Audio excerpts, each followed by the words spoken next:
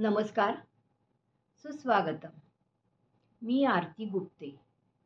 आज आहे कविता दिन आणि त्या निमित्ताने ज्येष्ठ आणि श्रेष्ठ साहित्यिक सत्कवी प्राध्यापक सूर्यकांत वैद्य यांनी त्यांच्याच कवितेवर टाकलेला दृष्टिक्षेप आपण पाहणार आहोत.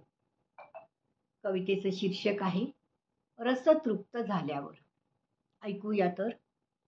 रसतृप्त झाल्यावर. माझ्या कवितेने कधी नाही आकांत मांडला.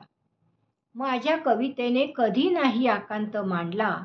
नाही रोधलेला श्वास लक्ष वेधून घेण्याला. नाही रोधलेला श्वास लक्ष वेधून घेण्याला. जिणे जसे झाले तसे तुम्हासमोर मांडले. जिणे जसे झाले तसे तुम्हासमोर मांडले. उखळात नाही कधी उगा पत्थर काढले. उखळात नाही कधी उगा पत्थर काढले. अभिनिवेशाची भाषा स्पर्शली ना तिच्या चित्ता. अभिनिवेशाची भाषा स्पर्शली ना तिच्या चित्ता. कौतुकाच्या सोहळ्यात तिची गोंधळते वाचा. कौतुकाच्या सोहळ्यात तिची गोंधळते वाचा. वैविध्याने नटलेले जग जरी सभोवार.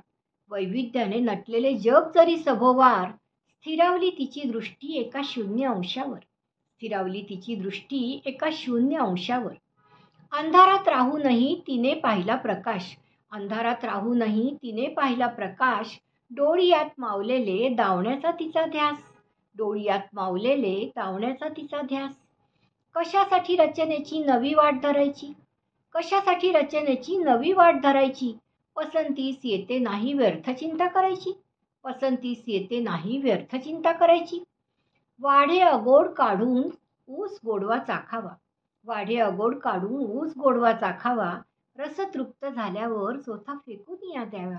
रसतृप्त झाल्यावर चोथा फेकून या द्यावा. धन्यवाद.